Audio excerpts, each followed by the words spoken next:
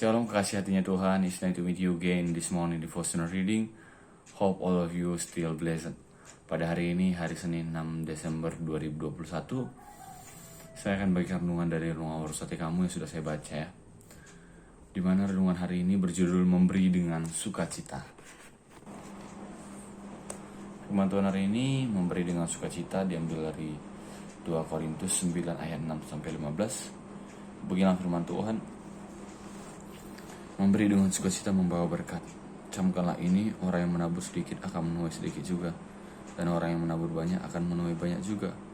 Hendaklah masing-masing memberikan menurut kerelaan hatinya, jangan dengan sedih hati atau karena paksaan, sebab Allah mengasihi orang yang memberi dengan sukacita, dan Allah sanggup melimpahkan segala kasih karunia kepada kamu, supaya kamu senantiasa berkecukupan dalam segala sesuatu, dan malah berkelebihan dalam berbagai kebajikan. Seperti ada tertulis, Ia membagi-bagikan, Ia memberikan kepada orang miskin, kebenarannya tetap untuk selamanya. Ia yang menyediakan benih bagi penabur dan roti untuk dimakan. Ia juga yang akan menyediakan benih bagi kamu dan melipat gandakannya dan menumbuhkan buah-buah kebenaranmu.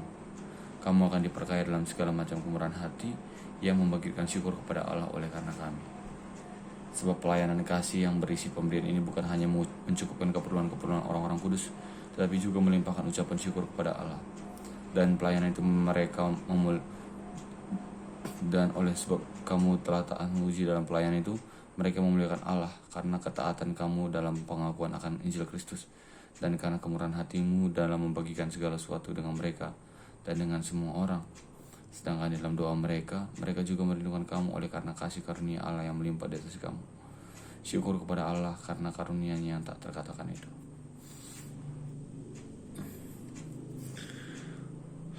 Di sini diceritakan bagaimana Nikolas yang lahir pada abad ketiga, bahwa dia tidak tahu bahwa berabad-abad setelah kematiannya ia akan dikenal sebagai Sinterklas.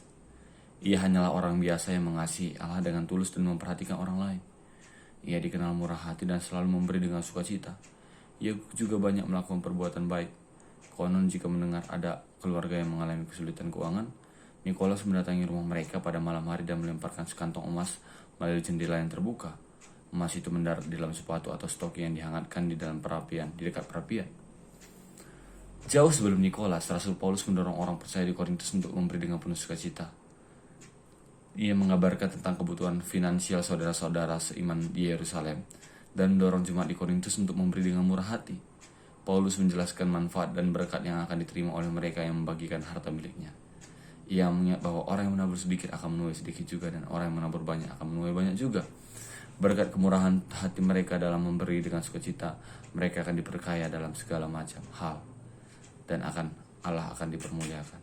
Bapa, tolong kami untuk memberi dengan sukacita, bukan hanya selama Natal, melainkan sepanjang tahun. Terima kasih atas kemurahan-Mu yang luar biasa yang telah memberi kami karunia-Mu yang tak terkatakan, yakni Putra-Mu Yesus. Saya akan bacakan wawasan mendorong kita. 2 Korintus 9:6-15 mendorong kita untuk memberi dengan memperhatikan manfaatnya. Meski demikian, gagasan menabur banyak untuk menuai banyak tidak bermaksud mengatakan bahwa kita memberi dengan tujuan agar Allah memberkati kita demi keuntungan sendiri. Sebaliknya, jika Allah memberkati kita karena telah memberi, bukan menimbunnya untuk diri sendiri, kita justru tergerak memberi lebih banyak, agar segala macam kemurahan hati kita membagikan syukur kepada Allah. Ketika memilih untuk memberi, kita memberi dengan sukacita, karena orang yang memberi dengan sukacita mencerminkan kebesaran hati Allah. Marilah teman-teman, lewat renungan ini kita diajar untuk belajar memberi dengan sukacita ya. Karena kalau kita memberi dengan sukacita, Tuhan yang akan melihat, akan membalaskan hal itu. Ini saja renungan yang bisa saya bagikan. Kita berdoa. Terima kasih Tuhan buat firman-Mu yang sudah kami dengarkan dan kami bacakan Tuhan. Kiranya firman-Mu bisa menjadi kekuatan hidup kami Tuhan, agar kami bisa belajar menjadi orang-orang yang bisa memberi dengan sukacita Tuhan. Kami tahu di masa-masa sulit ini terkadang sulit rasanya untuk memberi Tuhan. Tapi Tuhan, memberi tidak hanya mengenai soal finansial Tuhan, tapi soal menanyakan kabar, soal perhatian dan lain sebagainya Tuhan. Terima kasih Tuhan, terpujilah nama-Mu, haleluya, amin. Terus berkati, God bless.